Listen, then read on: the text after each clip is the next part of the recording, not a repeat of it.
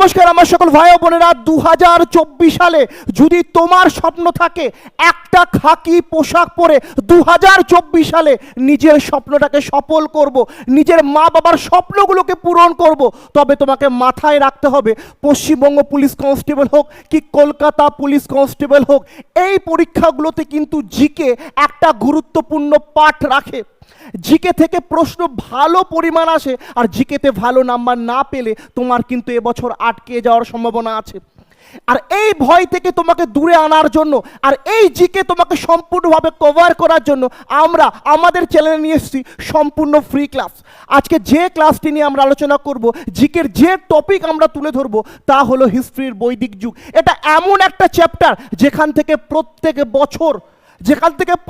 বছর কোনো না কোনো প্রশ্ন হয় পশ্চিমবঙ্গ পুলিশ কনস্টেবল এক্সামে, অন্যথা কেপি কনস্টেবল পুলিশ এক্সামে অবশ্যই এসে থাকে।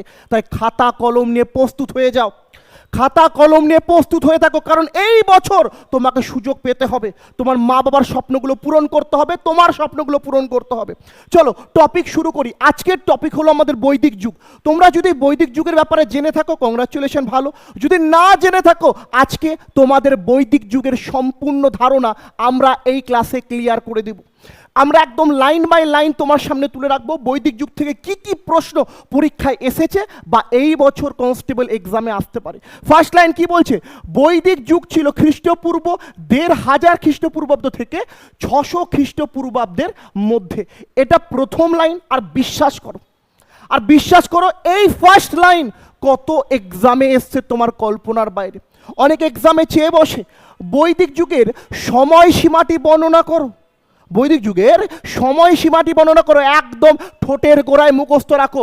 বৈদিক যুগের সময়সীমা হলো 1500 খ্রিস্টপূর্বাব্দ থেকে 600 খ্রিস্টপূর্বাব্দ। যিশু খ্রিস্টের জন্মের 1500 বছর আগে একটা যুগ শুরু হয়েছিল, যেটা আমাদের যুগ। নাম কি ছিল তার? বৈদিক যুগ। কত খ্রিস্টপূর্বাব্দ দাদা? 1500 খ্রিস্টপূর্বাব্দ থেকে 600 খ্রিস্টপূর্বাব্দ। মুখের গোড়ায় মুখস্থ হয়ে গেছে? একদম ঠোঁটের গোড়ায় মুখস্থ রাখতে হবে এই জিনিসগুলো। প্রিয়তমার নাম ঠোঁটের গোড়ায় না থাকলেও হবে, একদম ঠোঁটের গোড়ায় সকালে উঠতে বসতে ঘুমাতে একটাই থাকবে। 1500 খ্রিস্টপূর্বাব্দ থেকে 600 খ্রিস্টপূর্বাব্দে যে যুগ গড়ে উঠেছিল তা ইতিহাসে বৈদিক যুগ নামে পরিচয় পায়। দেন কি বলছে? এর পরবর্তী প্রধান সভ্যতা, এটি কি হয়? পরবর্তী প্রধান সভ্যতা যা 1400 খ্রিস্টপূর্বাব্দে সিন্ধু সভ্যতার পতনের পর প্রাচীন ভারতে ঘটেছিল। এটাও একটা ইম্পর্টেন্ট পয়েন্ট। আমরা আগের দিনই কিন্তু আমাদের চ্যানেলে সিন্ধু সভ্যতার ক্লাস দিচ্ছি, যদি না দেখে থাকো দেখে নাও, কারণ এই বছর পাস করতে গেলে সিন্ধু সভ্যতাও গুরুত্বপূর্ণ। আর এই সিন্ধু সভ্যতার পর যে সভ্যতার উদয় আমাদের এই ভারতের পবিত্র মাটিতে হয় তার নাম ছিল বৈদিক যুগ বা বৈদিক সভ্যতা। তারপর কি আছে দেখি তো?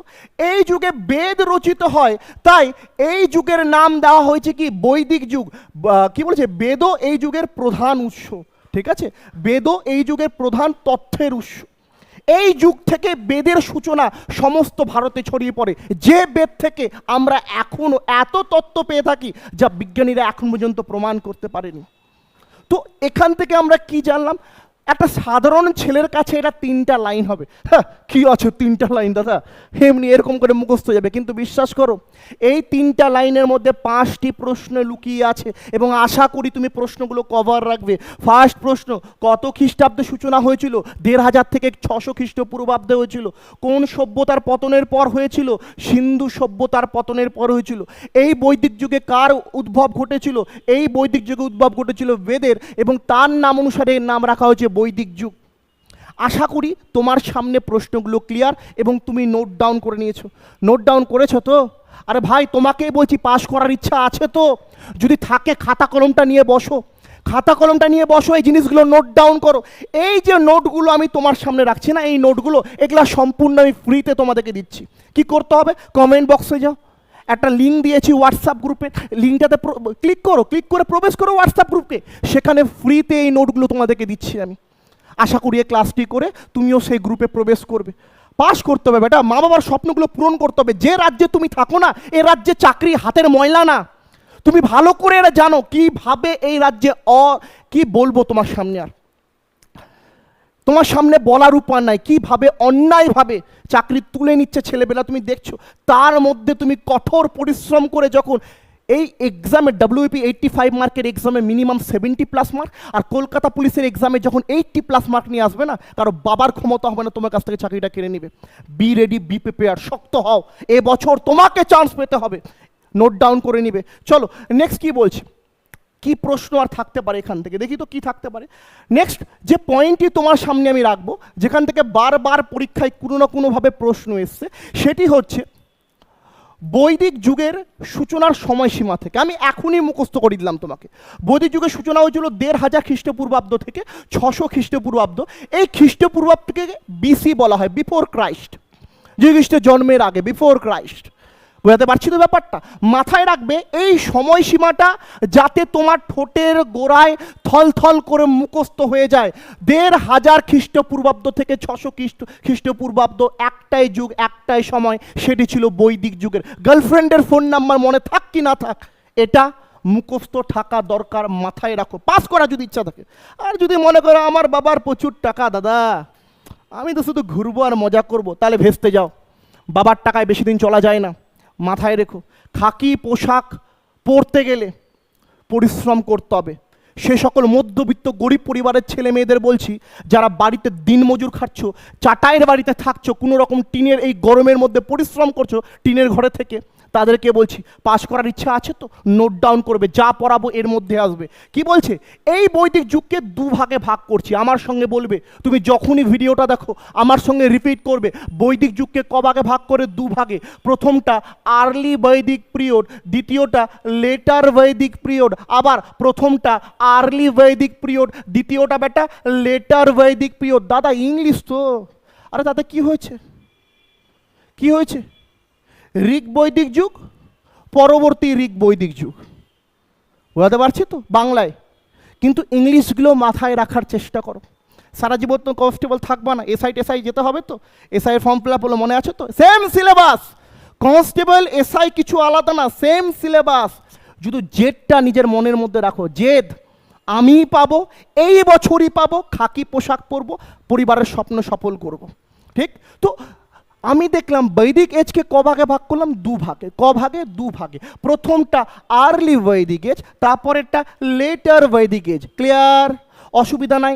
এইবার দাদা সময়সীমা তো এটা ছিল, কিন্তু মাথায় রাখবা এই 1500 থেকে 1000 খ্রিস্টপূর্বাব্দ, 1000 BC অবধি চলেছিল আর্লি বৈদিক এজ। পরীক্ষায় মাঝে মাঝে আর্লি বৈদিক এজের সময়সীমা চেয়ে নেয়, যে এই টোটাল এখান থেকে শুরু করে এতখানি, এটা তো সময়, এখান থেকে শুরু করে এতখানি, এটা তো সময় কত লাগছিল, এখান থেকে শুরু করে এতখানিতে সময় লাগছিল 1500 খ্রিস্টপূর্বাব্দ থেকে,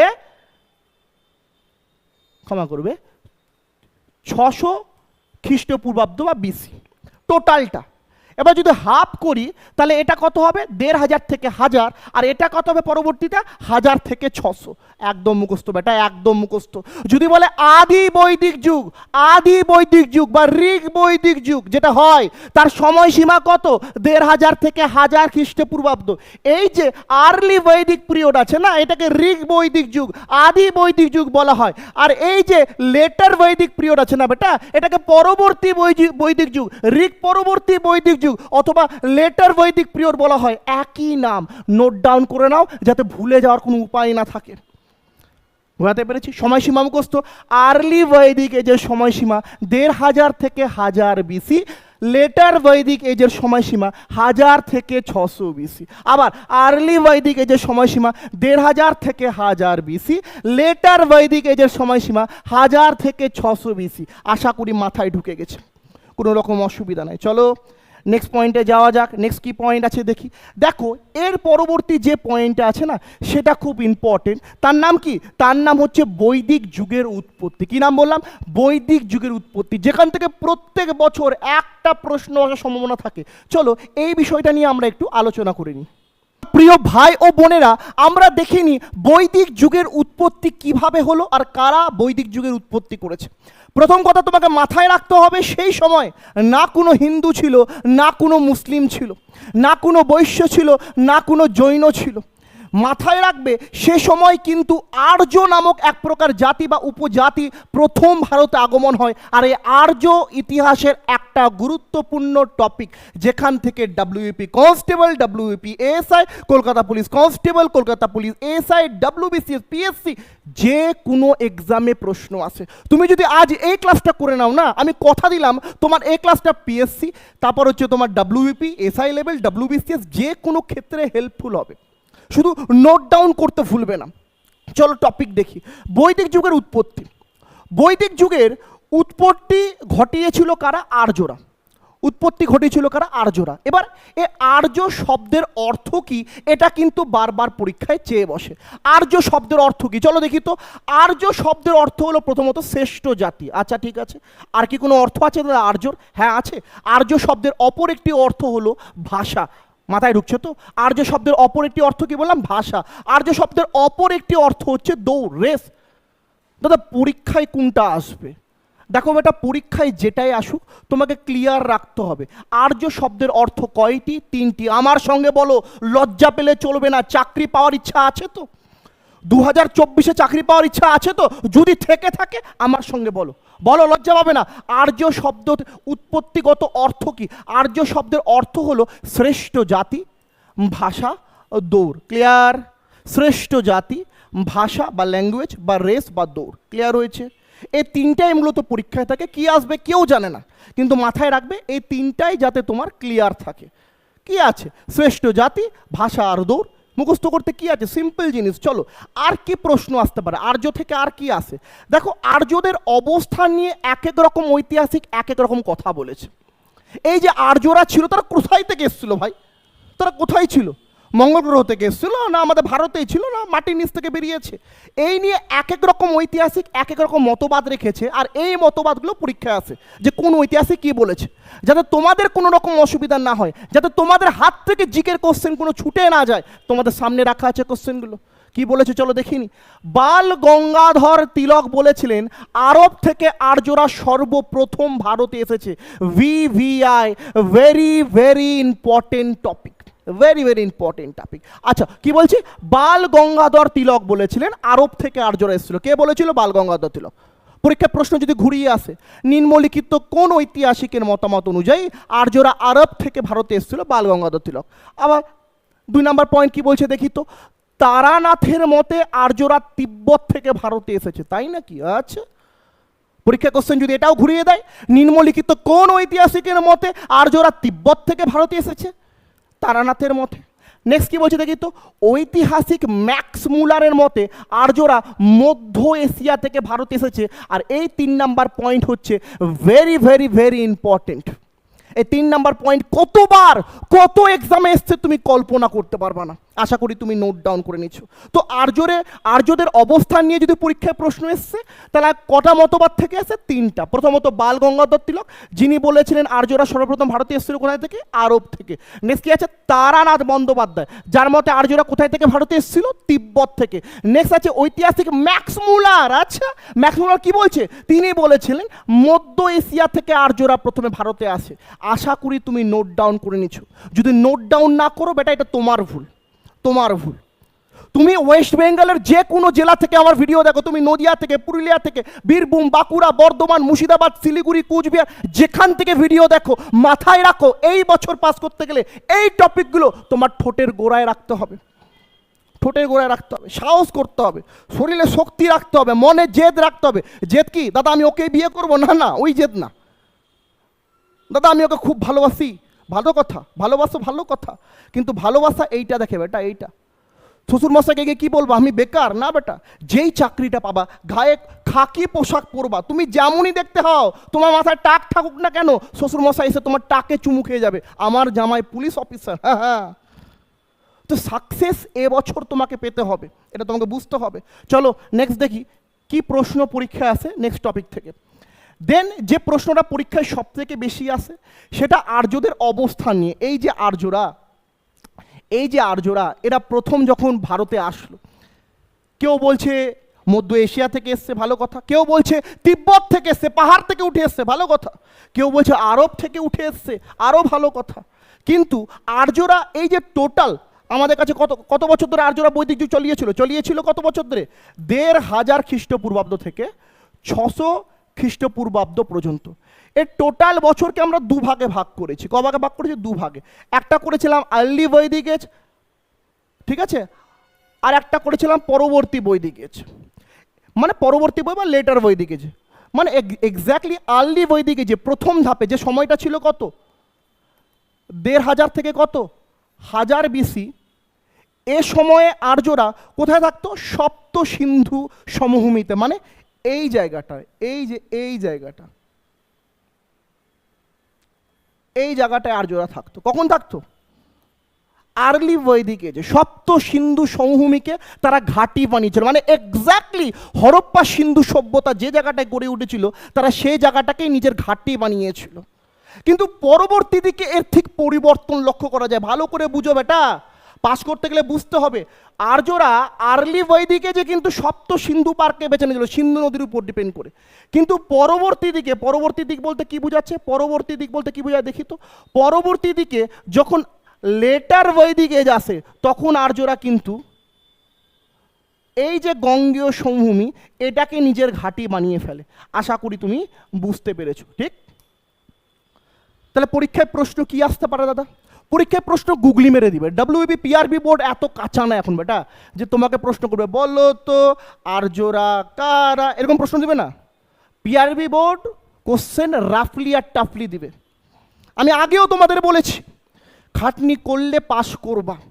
5 লাখ ছেলেমেয়েরা যে পরীক্ষায় বসে না, সেখান থেকে একটা সিট কেড়ে আনা মুখের কথা না। আর আমি বারবার তোমাকে মনে করে দিচ্ছি, তুমি পশ্চিমবঙ্গে থাকো বেটা, তুমি কেরালা, কর্ণাটক, তামিলনাড়ুর ছাত্র না, তুমি পশ্চিমবঙ্গের ছাত্র। আর এ রাজ্যের কিরকম সমস্যা তুমি সেটা ভালো করেই জানো। পাস করতে গেলে মন দিতে হবে কার উপর? জিকের উপর। তো কি বলছিল দাদা, কি প্রশ্ন দিয়েছিল? আর্লি বৈদিকে যে কোথায় থাকতো? সপ্ত সিন্ধু পার। লেটার বৈদিকে যে কোথায় থাকতো? গঙ্গেয় এই সমভূমি অঞ্চলে, গঙ্গেয় সমভূমিটাকে কেন্দ্র করে গড়ে তুলেছিল তারা তাদের সভ্যতা, লেটার বৈদিক এজে। আশা করি তোমার সামনে ক্লিয়ার, কোনো রকম অসুবিধা নাই, আশা করি সব কিছু ক্লিয়ার হচ্ছে। এইবার নেক্সট টপিকে আসি। এবার এই যে টপিকটা, আর্যরা সাহিত্যের দিক দিয়ে অনেকটা কিন্তু আগিয়েছিল। সাহিত্য, হ্যাঁ, পড়াশোনা করতো দাদা। হ্যাঁ, দেখো যীশুখ্রিস্টের জন্মের আগের থেকে ভারতের সাহিত্য সমৃদ্ধি অনেক বেশি শক্ত, ঠিক? তো আর্যদের লিটারেচার বা আর্যদের যে সাহিত্য ছিল তা অনেক বেশি ছিল। আর্যদের সাহিত্যকে আমি দুভাগে তোমার সামনে তুলে রাখছি যাতে পরীক্ষায় তোমার কোনো অসুবিধা না হয়, যাতে পরীক্ষায় তুমি খুব সহজে কমনটা পেতে পারো, ঠিক? তো কি কি ভাগ করছি দেখি তো? দুভাগে, শ্রুতি আর এটা কি করেছি? স্মৃতি। ভুলে যেও না সে সময় কিন্তু লেখা অত হতো না, ঠিক? লেখা হতো না। তো শ্রুতি, শ্রুতি মানে কি? শোনা হতো। স্মৃতি মানে মনে রাখা হতো। এই শ্রুতি আর স্মৃতির উপর ভিত্তি করে বৈদিক সাহিত্যকে আমি দুভাগে তোমাদের সামনে রেখেছি, ঠিক? ক্লিয়ার, অসুবিধা নাই। এইবার পরীক্ষায় মাঝে মাঝে প্রশ্ন দিয়ে দেয় শ্রুতি কয়টি, অ্যান্সার করতে হবে 4টি। আবার আমার সঙ্গে বেটা লজ্জা পেলে হবে না। শ্রুতি কয়টি, অ্যান্সার করতে হবে 4টি। প্রথমটা বেদ, তারপর ব্রাহ্মণ্য, তারপর আরণ্যক, তারপর ঔপনিষদ। আশা করি অসুবিধা নাই বেটা, আশা করি তোমার অসুবিধা নাই। আবার শ্রুতি কয়টি? 4টি। শ্রুতি কয়টি? 4টি। প্রথমটা বেদ, তারপর ব্রাহ্মণ্য, তারপর অরণ্যক, তারপর ঔপনিষদ। আশা করি অসুবিধা নাই। বুঝতে পারছো তো? বুঝতে পারছো তো? নোট ডাউন করছো তো? যদি না করে থাকো করে নাও, প্লিজ করে নাও, হাত জোর করে রিকোয়েস্ট থাকলে করে নাও। খাকি পোশাকটা তোমার মা বাবা না, আমিও দেখতে চাই তোমার শরীরের মধ্যে খাকি পোশাকটা, আমিও দেখতে চাই। আর উপরওয়ালার কসম খুব ভালো লাগবে দেখতে তখন। এখন ওই দুর্গাপূজা আসছে, নিয়ে নিলাম জেল, লাগিয়ে নিলাম উঁচু করে, বাইক নিয়ে চললাম, 4-5 জনকে দেখিয়ে, কয়েকটা মেয়ে যাচ্ছে সামনে, ভাম ভাম করে চলে যাচ্ছি, কেউ দেখবে না।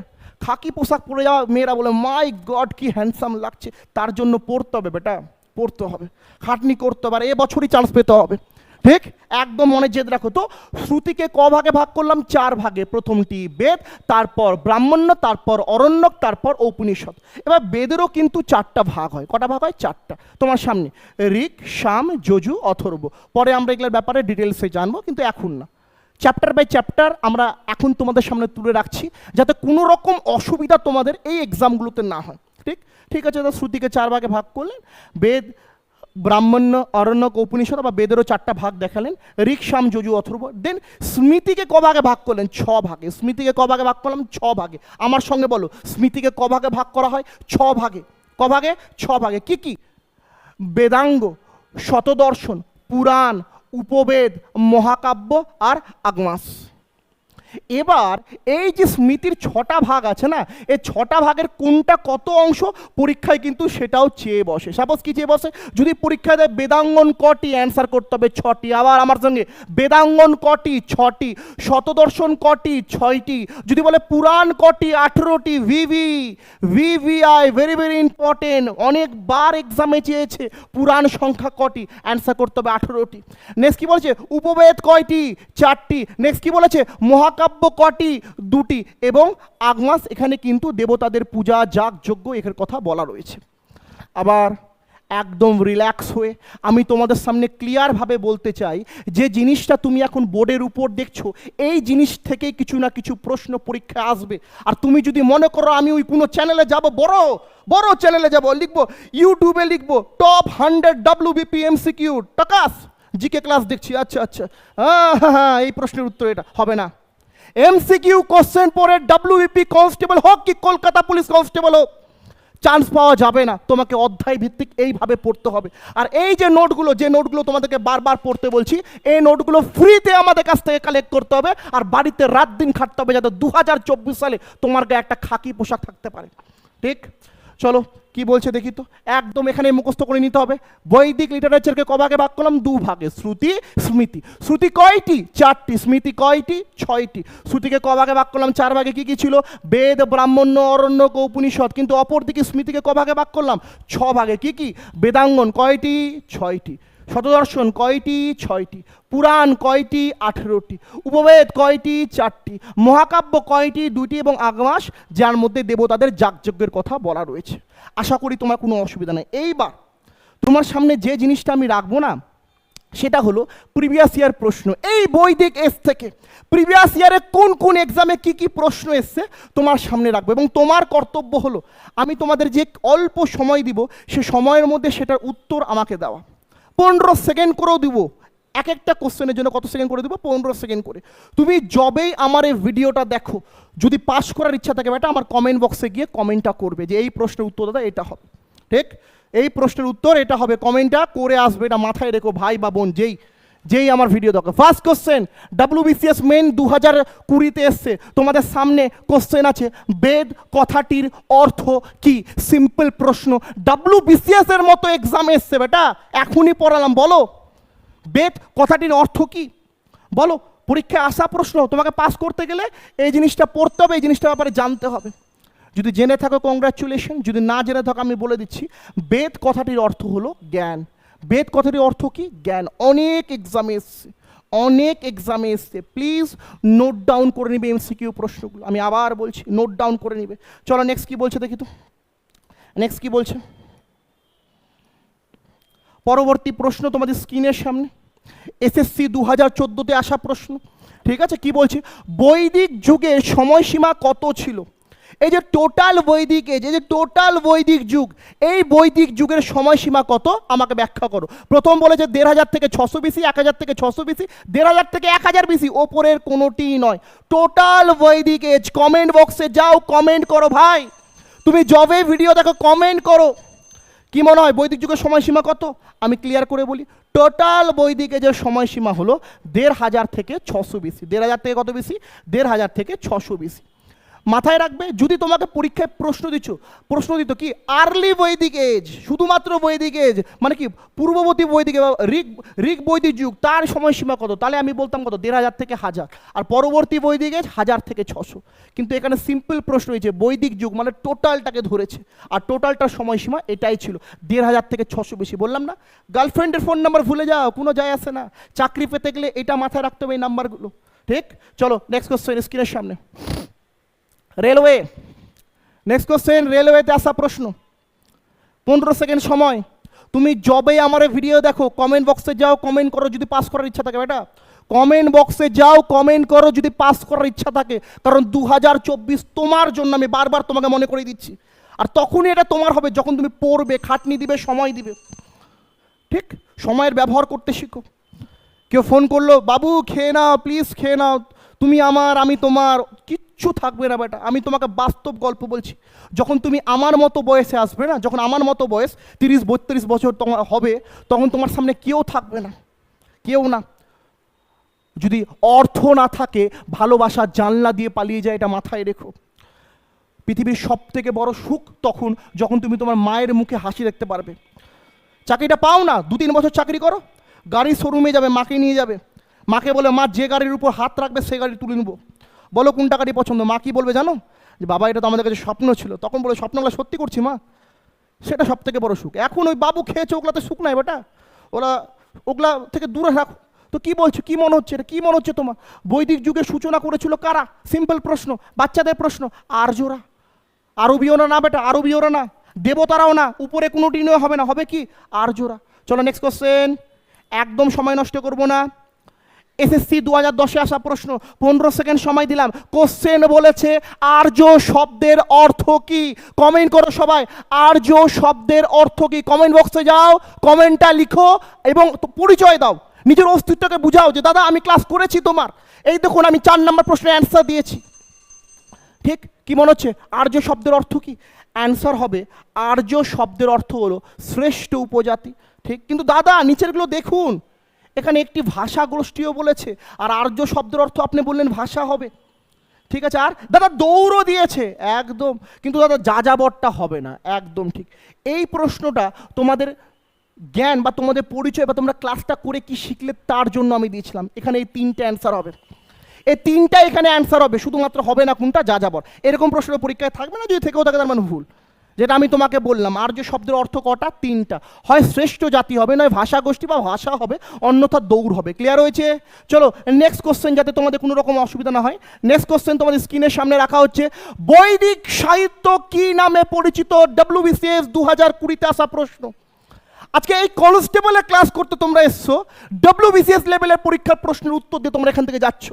নর্মাল ক্লাস না এটা, নর্মাল ক্লাস না। আর যদি করে ফেলো এই ক্লাসটা, আমি গ্যারান্টি দিয়ে বলতে পারছি 2024-এ একটা খাকি পোশাক তোমার গায়ে থাকতে চলেছে। চলো সময় শেষ, আমি বলে দিচ্ছি কি বলছে, বৈদিক সাহিত্য কি নামে পরিচিত। চলো এটাই মনে হয় আজকে লাস্ট প্রশ্ন নাকি, এটা দেখিনি।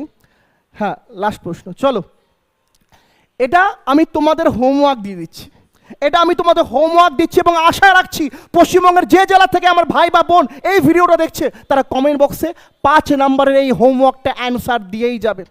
ঠিক আছে, চলো আজকের ক্লাস এইটুকুটাই। আগামীকাল আমি বেদ নিয়ে ক্লাস দেবো, বেদের উপর ক্লাস দেবো। সেই ক্লাসটা খুব ইম্পর্টেন্ট হবে, কারণ বেদ থেকেও প্রচুর প্রশ্ন পরীক্ষা আসে। রেগুলার আমাদের চ্যানেলের মধ্যে ক্লাস হয়। চ্যানেল নতুন হলে চ্যানেলটি সাবস্ক্রাইব করে দেবে, ভিডিওটি অবশ্যই লাইক করবে। চলো টাটা।